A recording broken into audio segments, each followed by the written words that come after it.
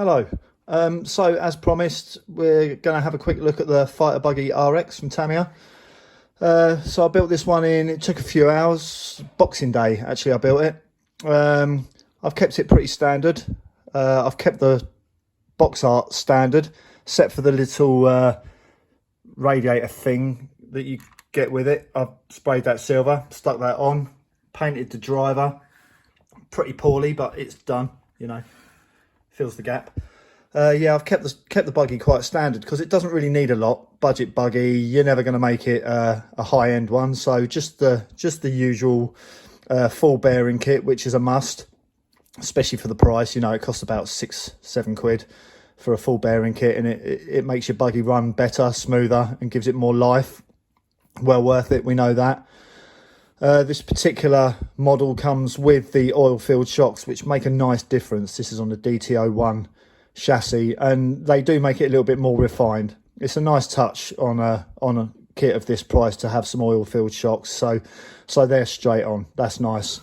I put some gold wheel nuts on just because they were cheap, and I think the wheels are lovely on this kit. Really nice looking wheels, so I don't know if they go with it or not. I like them, and it's my buggy. Other people might prefer the silver ones or any other colour. I mean, it's up to you, isn't it, what you do with it, if it's yours. The other modification is, again, just a mild one, very common. I've put a torque-tuned motor in it.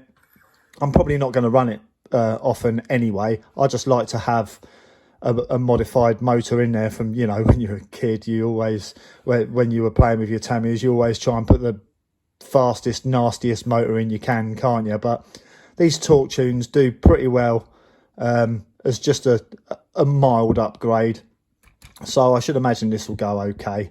I'm just running a NIM battery in this, but I imagine with a LiPo it'd be quite peppy. That is basically the only modifications I've done. It came with the Tamiya ESC. I put a pretty basic servo in it, metal geared though, so it's good quality, but it's not like it's not light speed or anything, but it doesn't matter. I've got this model from SC Models, and it came within a few days, and like I say, it came with the ESC. They're a good company. I've had some good kits from them. So yeah, as far as the building process goes, it was very easy, considering that the shell is pre-cut. It's pre-painted. It's not pre-painted. It's that colour already. You can paint it, but to be honest with you, it looks fine as it is. The decals go on very easily, really. You know, I've definitely played with worse decals, and it looks quite nice. It's quite a presentable buggy.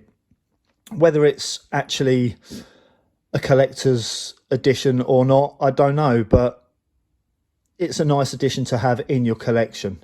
It's certainly better than the original, mainly down to the shocks, pretty much only down to the shocks. But yes, it's a nice kit. It goes together very easily. A youngster will be able to manage it easily enough, or anyone returning to the hobby. Yeah, typical Tamiya, really. Typical Tamiya. Goes together very easily. Yeah, it's pretty much all I've got to say about this one. I probably will do a running video of it at some point.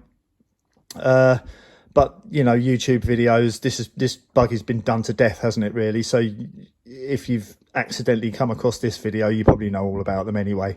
I'm just letting you know my thoughts on it. And it's nice. It's nice for the price.